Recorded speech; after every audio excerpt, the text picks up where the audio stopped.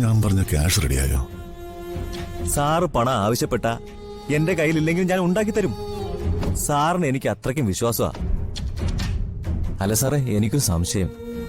കോടീശ്വരനായ സാറിന് എന്താ ഇത്ര പെട്ടെന്ന് ഇത്രയും കാശിന് ആവശ്യം? അത് പിന്നെ എന്റെ ബാങ്ക് അക്കൗണ്ടിൽ ചില ടെക്നിക്കൽ ഇഷ്യൂസാണ്. ഉടനെ തന്നെ ശരിയാവും.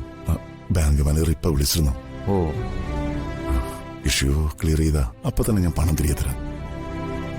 കൂടിപ്പോയ ഒരാഴ്ച. അയ്യോ, അതൊന്നും വേണ്ട. സാറ് പതിയെ തിരികെ തന്നാ മതി. സാറിന് പണം പലിശയ്ക്ക് തന്നെന്ന് പറഞ്ഞാ എനിക്കൊരു അന്തസ്സാ. തൽക്കാലം താനിത് ആരോടും പറയണ്ട. ഏയ്, ഞാനിതാരോടും പറയില്ല. ഇത് നമ്മൾ മാത്രമായിട്ടുള്ള ഇടപാടാ.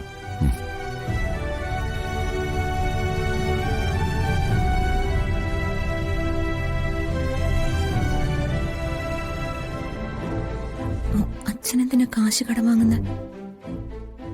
അപ്പൊ വർമ്മ സാറേ, ഞാൻ ഇറങ്ങുവാണ്. ഇതുപോലൊരു 3-4 സ്ഥലത്ത് പോകാനുണ്ട്. ക്യാഷ് ഇടപാട് തന്നെയാ.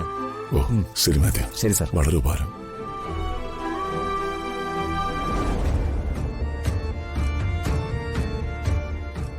അച്ഛാ, അച്ഛനെന്തിനാ അയാളുടെ കയ്യിൽ നിന്ന് ക്യാഷ് കടം വാങ്ങിയത്? അത് പിന്നെ അച്ഛാ, കടം വാങ്ങിയ അത് തിരികെ കൊടുക്കണ്ടേ?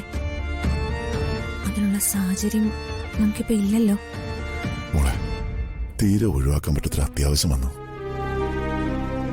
ഒരു കുട്ടിയുടെ ഭാവി കാര്യമാണ്. അവളുടെ സ്വപ്ന ഈ ക്യാഷ് കൊണ്ട് നേടാൻ പോകുന്നത്. പിന്നെ ഈ കടം ദൈവം ഒരു വഴി കാട്ടിത്തരും.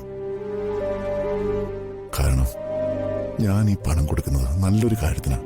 അല്ല, അച്ഛൻ ആർക്ക് കാശ് കൊടുക്കുന്ന കാര്യമായി പറയുന്നത്?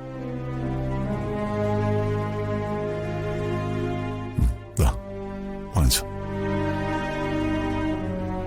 ഇത് മോളുടെ കൈ വെച്ചു. വീട്ടിലെ ആവശ്യങ്ങൾക്ക് ചിലവാക്കണം. ഈ ക്യാഷ് മോൾ ഒരാൾക്ക് കൊടുക്കണം.